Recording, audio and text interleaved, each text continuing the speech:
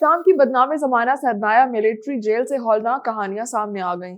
شام کے جیل خانوں سے لرزہ خیز خبریں سامنے آنے لگی ہیں اور میڈیا کی تازہ رپورٹس میں انکشاف ہوا ہے کہ شام کی بدنام زمانہ سیدنایہ جیل سے انسانی جسم کو کچلنے والی ایک ہولناک مشین برآمد ہوئی ہے، جس سے انسانوں کو مبینہ طور پر کچلنے کے بعد ان کی باقیات کو بھی ٹھکانے لگایا جاتا ہے۔ سوشل میڈیا پر جاری ویڈیو میں ایک ہائیڈرولک مشین کو دکھایا گیا ہے جس کے ساتھ رسیاں اور تھیلے بھی موجود ہیں، جو مبینہ طور پر قیدیوں کی باقیات کو ٹھکانے لگانے کے لیے استعمال ہوتے تھے۔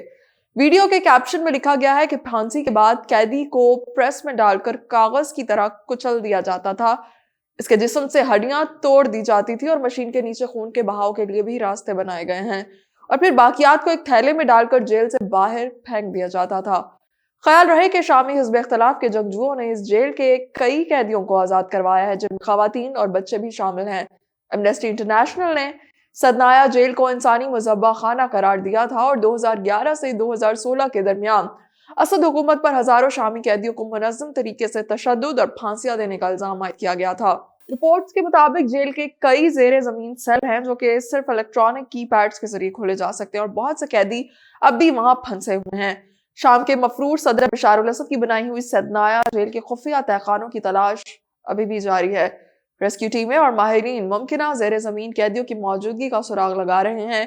9 دسمبر 2024 کو دمشق کے قریب سیدنایہ جیل میں خفیہ تہخانوں کی تلاش کے دوران لوگوں کی ایک بڑی تعداد نے امدادی کارروائیوں کا مشاہدہ کیا۔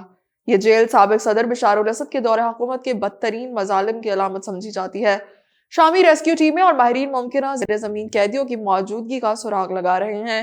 یہ کارروائی اس وقت جاری ہے جب دارالحکومت میں عوام بشار الاسد کے ملک چھوڑ کر فرار ہونے اور باغی فورسز کے دمشق پر قبضے کے بعد خوشیاں منا رہے ہیں۔ سیدنایہ جیل کے باہر لوگ اپنے پیاروں سے متعلق معلومات کے منتظر ہیں، اور آج بڑی تعداد میں لوگ سیدنایہ جیل کے قریب اپنے گمشدہ عزیزوں کی معلومات حاصل کرنے کے لیے پہنچے ہیں۔ اس دوران ریسکیو ٹیمیں جیل میں ممکنہ پوشیدہ تہخانوں اور قیدیوں کی تلاش میں مصروف رہیں۔ آپ کو بتاتے چلیں کہ شام میں باغیوں کا انقلاب فتح میں بدل چکا ہے۔ بشار الاسد کو اقتدار سے بے دخل کرنے والے باغیوں نے سرکاری فوج کے لیے عام معافی کا اعلان کر دیا ہے۔